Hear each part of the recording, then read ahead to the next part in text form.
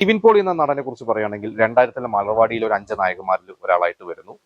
ഇത് കഴിഞ്ഞ് പിന്നീട് ചെറിയ ചെറിയ വേഷങ്ങൾ, ഇപ്പോൾ ട്രാഫിക്കിൽ ഗസ്റ്റ് റോൾ ചെയ്തു, ഭൂപടത്തിലില്ലാത്ത ഒരിടം എന്ന് പറഞ്ഞ സിനിമ, അത് ശരിക്കും കുറച്ച് കഴിഞ്ഞിട്ടാണ് ഇറങ്ങിയത്.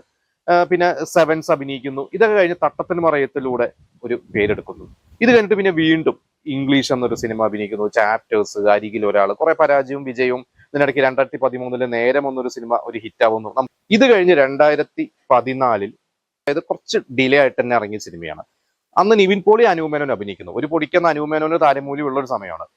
എബ്രൈഡ് ഷൈൻ എന്ന പുതിയ സംവിധായകൻ, എബ്രൈഡ് ഷൈൻ ഇൻഡസ്ട്രിയിലുള്ളതാണ്, ഫോട്ടോഗ്രാഫറാണ്. പക്ഷെ പലവർക്കും, സാധാരണ ആളുകൾക്കൊന്നും എബ്രൈഡ് ഷൈൻ അറിയില്ല. എബ്രൈഡ് ഷൈൻ ചെയ്യുന്ന ഒരു സിനിമ 1983. ഇതുപോലെ തന്നെ ആ സിനിമ ഇറങ്ങുന്ന ആദ്യത്തെ ദിവസം വലിയ തിരക്കില്ല. പക്ഷെ പയ്യ ഒരു സിനിമ സ്ലീപ്പർ ഹിറ്റായി മാറുന്നു. നിവിൻ പോളിക്ക് നല്ല പേരെടുക്കുന്നു. ഇത് കഴിഞ്ഞ ഫെബ്രുവരി മാസം ഓം ശാന്തി ഓശാന എന്നൊരു സിനിമ ഇറങ്ങുന്നു. നസ്രിയാണ് അതിലൊരു മെയിൻ ക്യാരക്ടർ. പക്ഷെ നിവിൻ പോളി സ്ക്രീനിൽ കാണുമ്പോൾ മുതൽ ഒരു കയ്യടിയുണ്ട്. ഇത് കഴിഞ്ഞ് ആ ഒരു മെയ് മാസം ഒരു മൾട്ടി സ്റ്റാർ സിനിമ, അഞ്ജലി മേനോന്റെ, അൻവർ റഷീദ് പ്രൊഡ്യൂസ് ചെയ്തിട്ടുള്ള സിനിമ ബാംഗ്ലൂർ ഡേയ്സ്. ആ ഒരു സിനിമയിൽ ദുൽഖറും ഫഹദും അപ്പുറത്തുണ്ടെങ്കിലും ഏറ്റവും കൂടുതൽ കൈയടി കൊണ്ടുപോയിരിക്കുന്നത് നിവിൻ പോളിയാണ്. സിനിമ കണ്ടിറങ്ങി എല്ലാവരും പറഞ്ഞു സിനിമ ഗംഭീരമാണ്, നിവിൻ പോളി തകർത്തിട്ടുണ്ട് എന്ന് പറഞ്ഞു.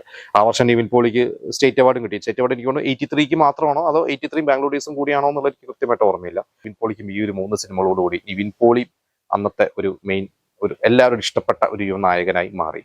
ഇത് കഴിഞ്ഞ് പിന്നെ തൊട്ടടുത്ത വർഷം വടക്കൻ സെൽഫി, അത് കഴിഞ്ഞ് പ്രേമം.